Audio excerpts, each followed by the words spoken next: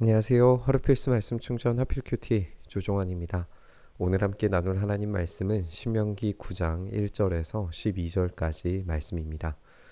이스라엘은 들으십시오. 오늘 당신들이 요단강을 건너가서 당신들보다 강대한 민족들을 쫓아내고 하늘에 닿을 듯이 높은 성벽으로 둘러싸인 큰 성읍들을 차지할 것입니다.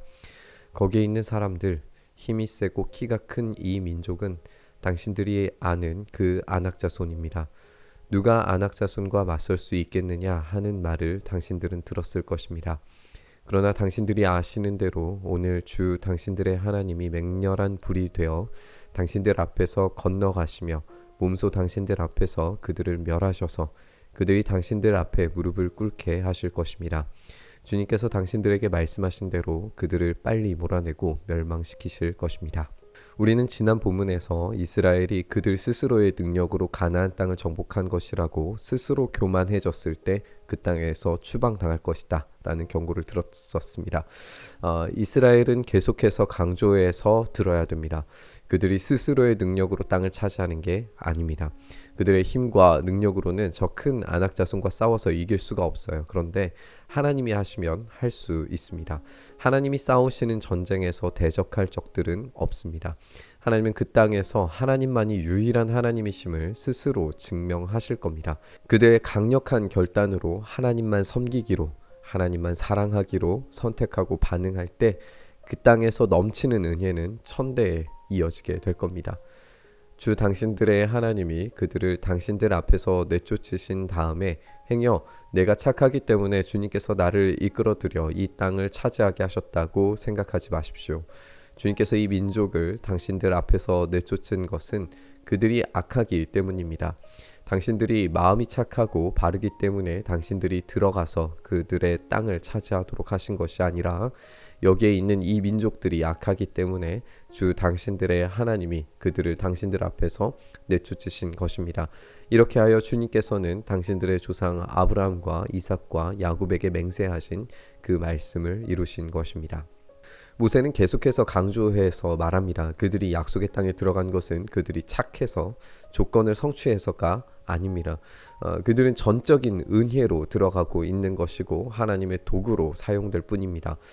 지금 오늘 이 본문에서 가나안 민족이 약속의 땅에서 쫓겨나는 이유가 그들이 악하기 때문이라고 설명하는 것을 우리가 잘 생각해 봐야 될 것 같아요. 이스라엘이 착하지 않아도 그 땅에 들어가는 것, 또 가나안 백성들이 악해서 쫓겨나는 것, 이것은 한데 묶으면 굉장히 역설적으로 들립니다.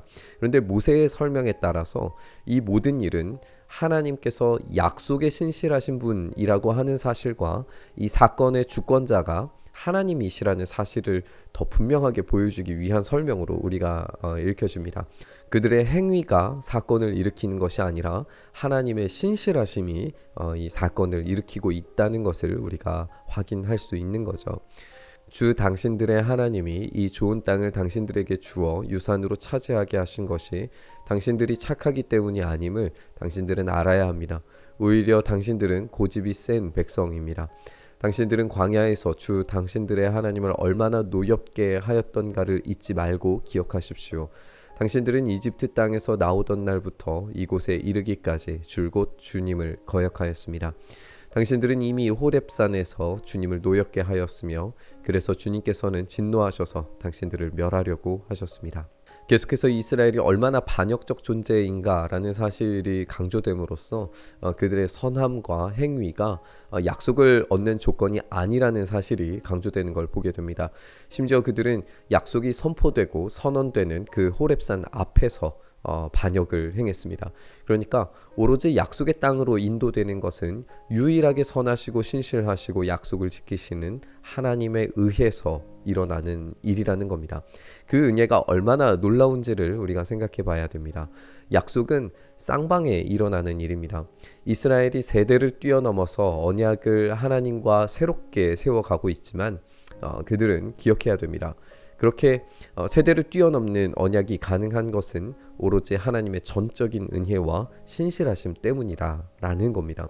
그렇지 않다면 그들은 이미 멸절되고도 남을 그런 민족이었습니다. 그때 나는 돌판 곧 주님께서 당신들과 세우신 언약을 쓴 돌판을 받으려고 산에 올라가 그 산에서 밤낮 40일을 살면서 밥도 먹지 않고 물도 마시지 않았습니다. 그때 주 하나님이 돌판 둘을 나에게 주셨는데 그 돌판의 글은 하나님이 손수 쓰신 것입니다. 그 두 돌판에는 당신들 총회의 날에 주님께서 그 산 꼭대기의 불길 속에서 당신들에게 하신 모든 말씀이 그대로 기록되어 있습니다. 밤낮 40일이 지난 다음에 주님께서는 나에게 두 돌판 곧 언약의 돌판을 주셨습니다. 그리고 주님께서는 나에게 이르시기를 일어나서 여기에서 빨리 내려가거라. 이집트에서 이끌어낸 너의 백성이 타락하여 내가 명한 길에서 이미 떠났으며 자기들이 섬길 우상을 만들었다 하셨습니다. 극명한 대비가 보입니다. 하나님은 말씀하시고 사랑으로 율법을 제공하고 계시지만 이스라엘은 그런 하나님을 적극적으로 반역하면서 우상을 만들어냅니다. 하나님은 사랑으로 일하고 계시지만 이스라엘은 배신으로 일하고 있습니다.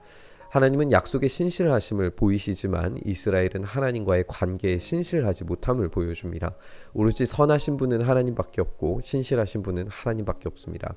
이스라엘은 배신과 반역, 신실하지 못한 일들로 자신들의 미래를 채워갈 겁니다. 결국 하나님의 신실하심만이 그 땅에 들어갈 수 있는 유일한 자격이며 이유라는 것이 밝혀지는 거죠. 우리는 다시 구원에 대해서 생각하면서 우리의 연약함과 무능을 생각해 볼 수밖에 없습니다.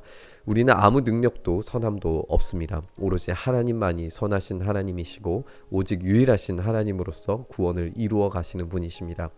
이로써 하나님의 신실하심은 예수 그리스도의 십자가 위에서 죄로 오염된 우리를 꺼내심으로써 확실하게 증명하셨습니다. 그분의 신실하심이 우리를 붙들어 주십니다. 따라서 구원은 우리에게서 나올 수 없고 그 구원이 우리의 능력으로부터 시작되었다면 이 위대하신 일을 행하신 하나님을 모욕하는 행위일 뿐이라는 사실을 기억해야 됩니다. 오늘 말씀 묵상하면서 신실하신 하나님의 놀라운 구원을 깊이 바라보며 감사로 우리 묵상의 자리에 나아갔으면 좋겠습니다.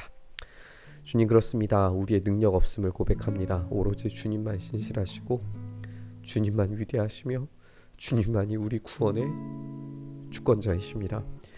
우리의 능력 없음을 주님께 아뢰오니 주여 주님의 능력으로, 주님의 선하심으로, 주님의 온전하심으로, 주님의 그 신실하심으로 내 삶을 붙들어 주셔서 나의 자격 없음에도 그 은혜로 베풀어 주시는 구원, 우리가 그 자격에 합당한 삶, 그 구원의 놀라운 신비에 합당한 인생의 태도를 가지고 주님 앞에 온전히 달려갈 수 있도록 은혜 더하여 주시옵소서.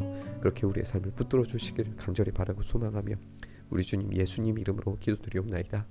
아멘.